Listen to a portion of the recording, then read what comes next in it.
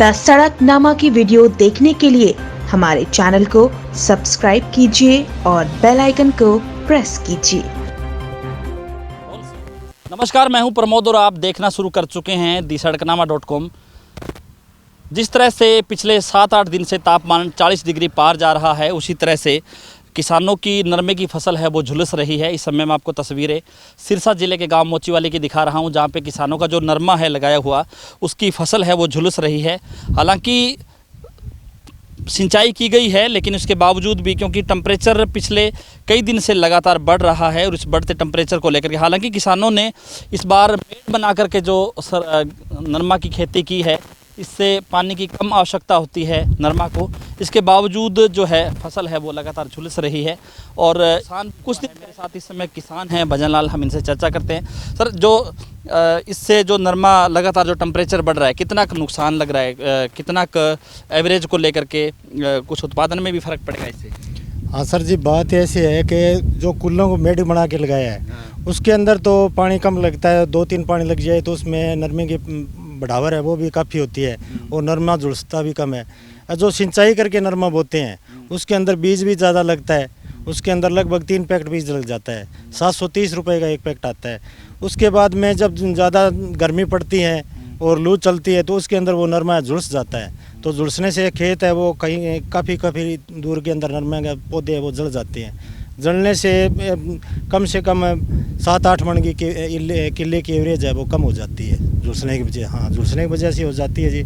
उसमें टाइम पर पानी लग जाए तो पौधे बच जाते हैं, नहीं धीरे धीरे काफ़ी खेत खाली भी हो जाता है। जहाँ नरम ज़मीन होती है वहाँ पर गर्मियों के अंदर और आंधी चलती है तो वो उससे जो आंधी से पौधे हैं वो जल जाते हैं रेत से उड़ करके, बड़ी रेत से। बीटी कॉटन की जो खेती किसान कर रहे हैं, नरमा की जो फसल है, इससे इसमें रोग कम आता है या कपास की जो पहले बिजाई करते थे किसान, उससे उसको लेकर के इसकी अपेक्षा कितना उत्पादन ज़्यादा है या फ़ायदा है इससे?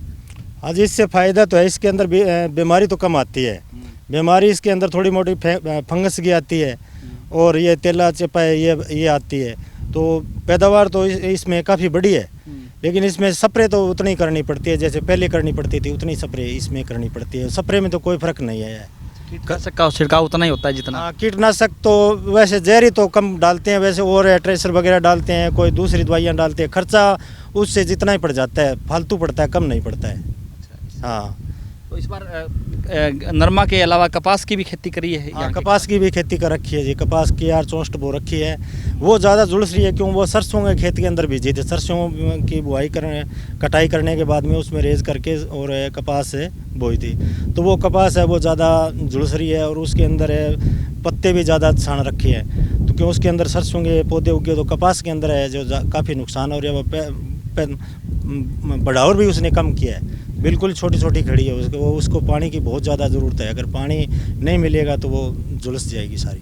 धन्यवाद। तो ये थे मेरे साथ किसान गांव मोचीवाली के भजन लाल, और लगातार हम आपको तस्वीरें दिखा रहे हैं। और मैं आपको बताना चाहूँगा कि सिरसा जिला, जिसकी सीमा पंजाब और राजस्थान के साथ लगती है, ये कॉटन बेल्ट कही जाती है। यहाँ पे कॉटन अधिक मात्रा में होता है और इस इलाके को जहरीला कुआं बोलते हैं, जहाँ पे सबसे अधिक पेस्टिसाइड यूज होता है। चाहे पंजाब के मानसा, सरदूलगढ़ इस बेल्ट की बात करूँ, या डबवाली, बठिंडा या सिरसा, हनुमानगढ़, गंगानगर, ये जो बेल्ट है वहाँ पे सबसे अधिक जो कॉटन की खेती होती है और सबसे अधिक जो पेस्टिसाइड का यूज होता है। पेस्टिसाइड का इफेक्ट ये भी है क्योंकि इस इलाके में लगातार कैंसर के रोगी भी बढ़ रहे हैं और जो किसान हैं वो हालांकि बीटी कॉटन की बिजाई कर रहे हैं। और इस बार केंद्रीय कपास अनुसंधान केंद्र के जो डॉक्टर्स हैं उनके रिसर्च के मुताबिक ही जो पैदावार है और जो बीज है वो लिए जा रहे हैं। लेकिन कुछ जैसे पानी के इस बार जो मेरा पानी मेरी विरासत योजना सरकार ने शुरू की, खास करके जो धान बेल्ट है उसको लेकर के कि पानी बचाया जा सके। ये वही इलाका है जहाँ पे पानी की दिक्कत है, भूमिगत पानी है, वहाँ उसकी कमी है। लेकिन मेड़ बना करके किसान है वो कपास की खेती कर रहे हैं, कॉटन की खेती कर रहे हैं। इससे पानी की कम आवश्यकता होती है और फसल भी पूरी तरह से पकती है। लेकिन पिछले कई दिनों से जो तापमान बढ़ा हुआ है, इस तापमान बढ़ते हुए तापमान की कारण जो है नरमा की फसल है वो लगातार झुलस रही है, जिससे किसानों को नुकसान भी उठाना पड़ रहा है। लगातार हमारे साथ बने रहिए। हमारे यूट्यूब चैनल को आप सब्सक्राइब कर दीजिए और अगर ये वीडियो आप फेसबुक या ट्विटर पर देख रहे हैं तो हमारे पेज को फॉलो करना ना भूलें। बहुत बहुत शुक्रिया।